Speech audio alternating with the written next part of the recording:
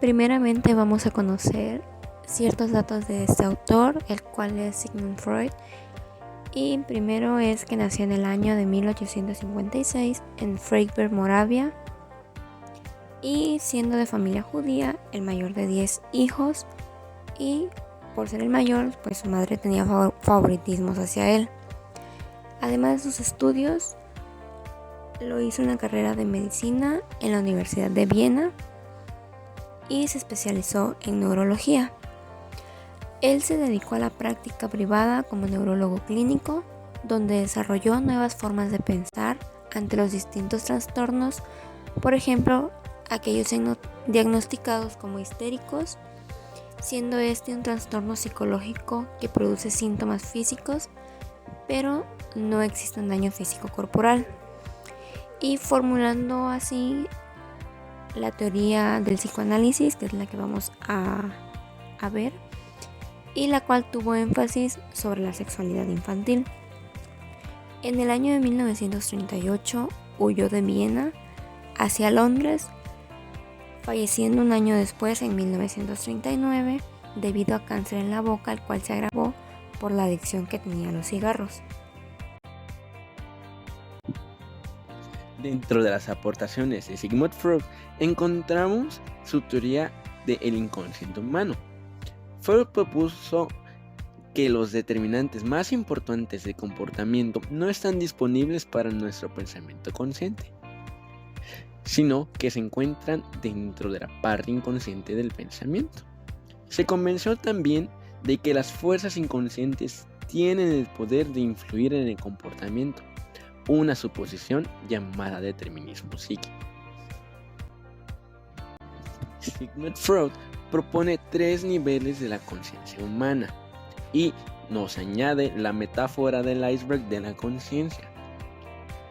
Dentro de los 3 niveles encontramos el consciente, el preconsciente y el inconsciente. El consciente es la parte superior del iceberg. Está compuesto por aquellas experiencias de las cuales las personas se dan cuenta. Incluyen recuerdos y acciones intencionales. A su vez, facilita el pensamiento y habla de manera racional. Y el consciente está totalmente bajo nuestro control. El preconsciente, por su parte, asemeja a la superficie del agua, que a veces es visible y a veces se encuentra sumergida. El preconsciente posee toda la información en la que no se está pensando en ese momento, pero que puede ser recordada si es necesario. Por ejemplo, el nombre de alguna persona, algún animal, que no necesariamente se tiene que estar pensando en el momento, pero que podemos acceder de una manera muy rápida y sencilla a esta información. Y en el nivel más profundo encontramos el inconsciente. El inconsciente es toda la parte del iceberg que se encuentra sumergida. Son los procesos mentales de los cuales la persona no se da cuenta. Es el material reprimido que se resiste a volverse consciente, ya que hacerlo consciente podría generar niveles de ansiedad muy altos. También dentro del inconsciente se incluyen todas las pulsiones, los deseos, los recuerdos reprimidos, los instintos primarios y los impulsos. Se nos hace la comparación de toda la oscuridad de la conciencia humana.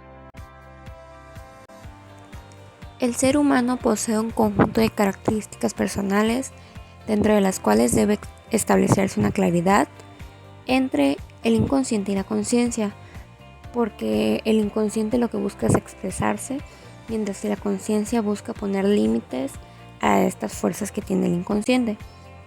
Y el autor Sigmund Freud estableció 3 estructuras de la personalidad, siendo la primera el ello, el cual es primitivo porque no toma ni tiene ningún origen en algo más, sino que en el sujeto mismo. Y esto lo demuestra a través de impulsos biológicos. Además, también la otra estructura es el yo, el cual es la parte racional y competente de la personalidad, porque el sujeto es capaz de analizar las situaciones y de generar respuestas conscientes, aunque a veces estas no suelen ser del todo. Y por último, el super yo, el cual lo conforman las reglas y los ideales que tiene la sociedad y que el individuo debe de acatar. Una parte de él es consciente porque acata las reglas, pero su inconsciente permanece escondido. Comenzamos con el primero, el cual es el ello. Este contiene los instintos biológicos, pues es la única estructura de la personalidad que está presente desde el nacimiento. Esto funciona como el principio del placer y el objetivo que tiene es satisfacer los deseos que tenemos las personas. Y el ello es la fuente de energía psíquica, llamada el líbido, y está relacionada a lo sexual, y que la motivación para todos en todos los aspectos de la persona y de la personalidad se deriva a una energía sexual. El líbido lo podemos encontrar en dos clases. La primera es el eros, que es el instinto de la vida, y este motiva a comportamientos de la vida y del amor.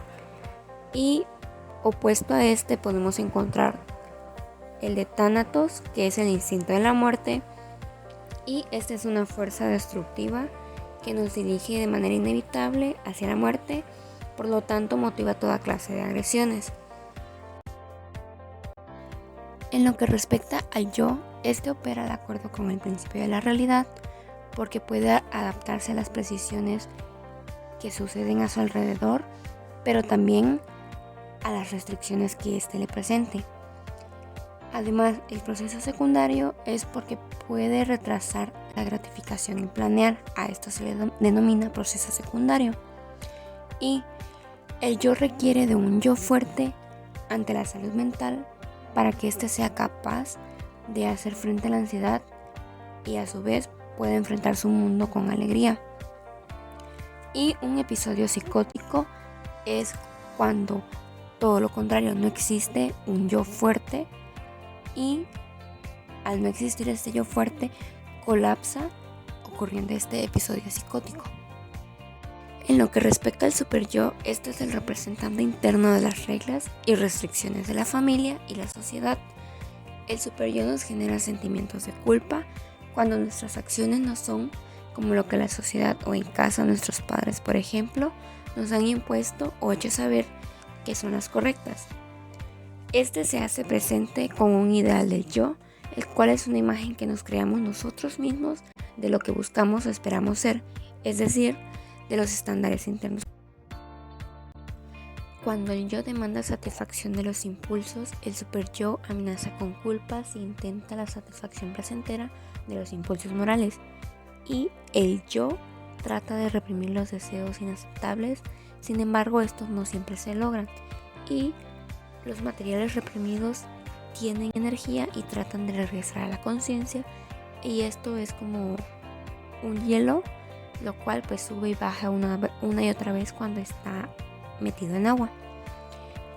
El yo trata de reconciliar lo que pasa con el ello y lo que pasa con el superyo, ese versus, pero toma consideración de la realidad externa con las oportunidades limitadas de satisfacer el impulso. Ahora, Freud entendió la represión desde la hipótesis de la energía. Esta represión de pensamientos requiere energía psíquica, la cual es el líbido, por lo que la fuerza del impulso que busca expresión no debe ser mayor o exceder a la fuerza represiva, porque la represión fracasaría y el material reprimido volvería a ser consciente.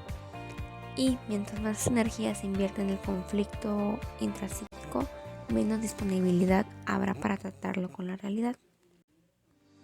Ante esto podemos encontrar a la ansiedad como un fracaso del yo en su tarea de poder adaptarse a la realidad, pero manteniendo una personalidad integrada. La ansiedad podemos encontrarla de tres formas. La primera es la ansiedad neurótica, lo cual en esta los impulsos pueden irrumpir y ser expresados. También la ansiedad moral, y este indica el temor de que el propio super yo de uno responda con su culpa. Y por último, la ansiedad de la realidad. El mundo externo amenaza con un peligro real. Por ejemplo, cuando una persona acaba manejando con un sueño. Por lo tanto, pues sabemos que una amenaza es que pueda ocurrir un accidente por un peligro real. El peligro real es la persona que va manejando con sueño. Para resolver un conflicto intrapsíquico podemos encontrar distintas estrategias conocidas como mecanismos de defensa, y estas se adaptan si la expresión directa del ello es inaceptable para el superyo o peligrosa en el mundo real. Y estas podemos encontrarlas como primitivas, que son las que en la infancia se pueden presentar, hacia las maduras, que se desarrollan más tarde. La primera es la negación, y acá uno se da cuenta que los aspectos de su realidad o de sí mismo son dolorosos o provocadores de ansiedad. Por ejemplo, el fumar. La persona sabe que es malo y le hace daño fumar, pero lo sigue haciendo. La segunda es la formación reactiva, es no aceptar el impulso y reprimirlo, y lo opuesto a esto es lo que se desarrolla de manera exagerada. Un ejemplo es cuando decimos odiar a una persona, pero en realidad nos cae bien o incluso la amamos. O lo contrario, decimos amar a una persona o expresarle un buen afecto, cuando en realidad lo que está oculto es el odio hacia ella. Como tercera tenemos la proyección. Esto es ante un impulso inaceptable de la persona y se piensa que le pertenece a alguien más. Como cuarto mecanismo tenemos el desplazamiento. Esto acá se ve al impulso de manera adecuada y perteneciente al individuo, pero no al objeto. Por ejemplo, cuando se está enojado con alguien, pero no se acepta, y esto se menciona a alguien más como si fuera la persona con la que estamos enojadas, como en el ejemplo de la imagen, que es una cadenita y vamos mencionando a alguien más. Como quinto, la identificación es pedir prestada o fundir una identidad de la nuestra con la de alguien más. Por ejemplo, cuando el niño se identifica con los papás o las niñas con las mamás.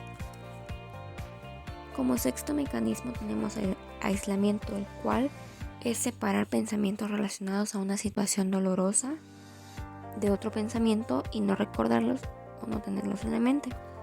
Como séptimo, la racionalización, que esto es dar razones aprobables pero que son falsas, esto para disfrazarlas como motivos verdaderos. Como siguiente está la intelectualización, que es el reconocimiento claro de un impulso a través de explicaciones excesivas o que estas suelen terminar siendo distorsionadas. Como penúltima, la sublimación, que es encontrar una finalidad y un objeto aceptables para la sociedad para poder expresar un impulso que es inaceptable. Y por último, la creatividad, en donde la gente creativa puede cambiar rápidamente entre un pensamiento controlado y un no regulado, es decir, entre la función del yo y la del inconsciente. Fases psicosexuales según Freud. La primera es la fase oral, que comprende desde el nacimiento hasta la edad de 1 año. La zona erógena es la boca y la principal actividad placentera es la alimentación. Comprende 2 etapas: la fase oral erótica, en la que el lactante recibe pasivamente lo que es bueno y escupe lo que es desagradable, y la etapa de sadismo oral, que involucra el desarrollo de un carácter más activo resumido en el morder. En esta fase, el lactante relaciona la imagen de la madre con la satisfacción del impulso del hambre, por lo que se vuelve un objeto separado de sí mismo. La fijación en esta etapa produce una personalidad de carácter oral que incluyen por lo general optimismo, pasividad y dependencia. Sin embargo, las características opuestas a veces son más aparentes. La segunda fase es la anal y ocurre durante el 2º y 3er año de edad. en el que el niño experimenta placer en el ano. El conflicto que enfrenta es la demanda social del entrenamiento para ir al baño. Y comprende 2 etapas: la fase anal retentiva, en la que el niño experimenta la nueva habilidad de retener las heces, y la fase anal expulsiva, en la que la experiencia es la defecación a voluntad. El carácter anal se distingue por las características de sentido de orden, parsimonia y obstinación. La tercera fase es la fase fálica, que comienza de los 3 a los 5 años o un poco más tarde. El área erógena es la zona genital. En esta etapa, los hombres y las mujeres siguen caminos de desarrollo diferente, enfrentando los conflictos de Edipo para hombres y de Electra para mujeres. La fijación en esta fase resulta de dificultades en la formación del superyo, en la identidad del rol sexual y en la sexualidad. El conflicto de Edipo refiere a la intención del niño de matar a su padre y reemplazarlo como la pareja sexual de su madre. La ansiedad de castración es motivadora del niño en esta fase. Las niñas se desarrollan de manera diferente. El conflicto de Electra refiere a que las niñas carecen de pene y ellas creen que han sido castradas. Por tanto, interpretan su clítoris como inferior al pene y desean tener un pene, lo que genera una inclinación del apego erótico hacia el padre, que es facilitado por el enojo hacia la madre por no ser suficientemente poderosa para protegerla de la castración. Una resolución sana del conflicto de Edipo consiste en la decisión del niño de volverse como su padre, con lo cual el niño desarrolla 2 aspectos importantes: la internalización de la conciencia llamada superyo y un modelamiento apropiado de acuerdo con su sexo masculino. Cabe hacer mención que la conciencia es alimentada por la ansiedad de castración, por lo tanto, entre más fuerte sea el temor, más fuerte es el superyo. En el caso de la mujer, el desarrollo normal resulta en aceptar el papel de esposa y madre y el desarrollo de rasgos normales femeninos como la pasividad y el masoquismo. De hecho, según Freud, sin la ansiedad de castración para motivar su desarrollo, las mujeres, en teoría, están menos desarrolladas psicológicamente que los hombres y con un superyo más débil. Freud aseveró que la personalidad se forma principalmente durante estas 3 primeras fases psicosexuales, en las que el individuo ha desarrollado estrategias para expresar los impulsos que constituyen el núcleo de la personalidad. La cuarta fase, la fase de latencia, es un periodo de relativa calma de los impulsos sexuales. Y por último, la fase genital empieza en la pubertad. En esta, el adulto genital desarrolla la capacidad de experimentar satisfacción sexual con un objeto de sexo opuesto. El carácter genital para Freud es un completo desarrollo. Se desarrolla si las fijaciones han sido evitadas o han sido resueltas a través del psicoanálisis.